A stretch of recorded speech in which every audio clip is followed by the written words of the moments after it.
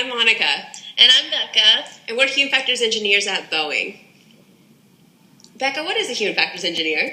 So, the best I can describe it is a Human Factors is an engineer that puts the focus on their design efforts centered around the human, how humans use things, how previously designed things can be redesigned to be better for their use by the humans.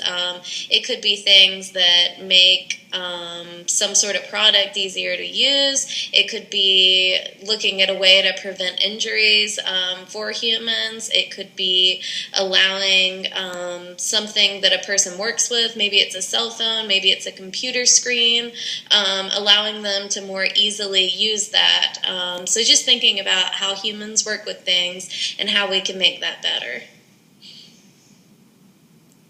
So why did you become a Human Factors engineer? That's a great question, Becca. I became a Human Factors engineer because I love to help people and I want to prevent injuries, and I want to do so in a way that's kind of a lasting impact. And for me, that's the best way to do it. I get to work as a mechanical engineer, as an industrial engineer, as someone who does work in biomechanics, and I get to also do things on my creative art side too. And I get to merge it all into one and kind of keep the human in mind as well. Okay. Becca, can you give me some examples of types of projects you do or type of work or problems you generally solve?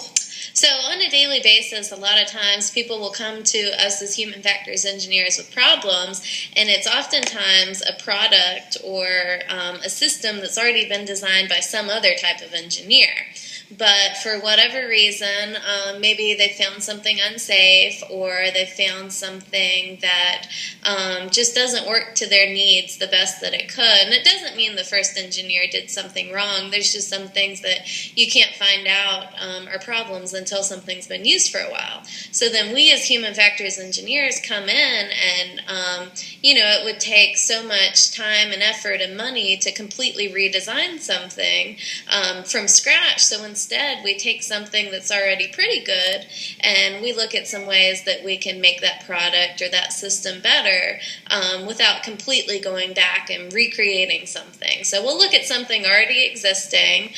Maybe it's a tool that just isn't working as well as it could, and maybe it needs an extra button, or maybe the buttons need to be in different locations to make it easier for the person to use so they don't have to move their hands so far, or maybe it's too small and it's really large hands that are using this control, and so maybe we need to make it a better size for the person. So we're able to look at things and redesign them without completely having to go back, because maybe it's something that's pretty good already. It just needs a few changes to make it better for the person using it. Well, we hope this gave you a better idea of one portion of what Human Factors engineers do on the job. If you have any further questions, we look forward to hearing from you. Talk to you later. Bye.